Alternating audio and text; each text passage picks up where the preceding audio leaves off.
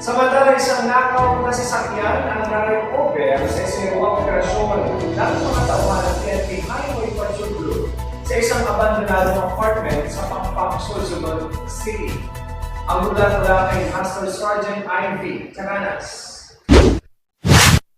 Isang sasakyan muli ang na-recover ng PNP Highway Patrol Group sa isang abandonadong apartment sa Pangpang, Sorsogon City nitong nakarang araw. Ito'y bunga ng tuloy-tuloy na anti-carnapping operation ng HPG alinsunod sa 5 focus agenda ng hepe ng pambansang pulisya na si Police General Benjamin Casuga Acorda Jr. na aggressive and honest law enforcement operations at pagbibigay ng tapat at serbisyong publiko sa ating mga kababayang biktima ng carnapping. Ang nasabing operasyon ay pinangunahan ng Provincial Highway Patrol Team Sorsogon sa ilalim ng pamumuno ng kanilang Regional Chief na si Police Colonel Joel L. Mendoza. Samantalang ang nasabing sasakyang Nissan Urban ay nasa kustodiya ngayon ng Regional Highway Patrol Unit 5 HPG Sorsogon at sa ilalim sa macro etching examination ng PID Forensic Group. Ang suspect naman sa pagkakanakaw ng sasakyang ito ay naaresto noong January 22, 2024 ng mga tauhan ng HPG Sorsogon kasama ang Criminal Investigation Detection Group Sorsogon sa Barangay Bukal-Bukal, Sorsogon City. Sa anumang katanungan, reklamo o impormasyon, ang aming himpilan ay palaging bukas upang kayo'y tulungan. Magpapatuloy ang operasyon ng HPG sa pagsugpo kontra karnapping. Kami, ang Highway Patrol Group, ang kakampi nyo sa kalsada na kasama nyo sa serbisyong nagkakaisa tungo sa bagong Pilipinas. At para sa iba pang balitang dala ng serbisyong HPG, tumutok lamang po sa aming Facebook page at YouTube channel na Police News Network.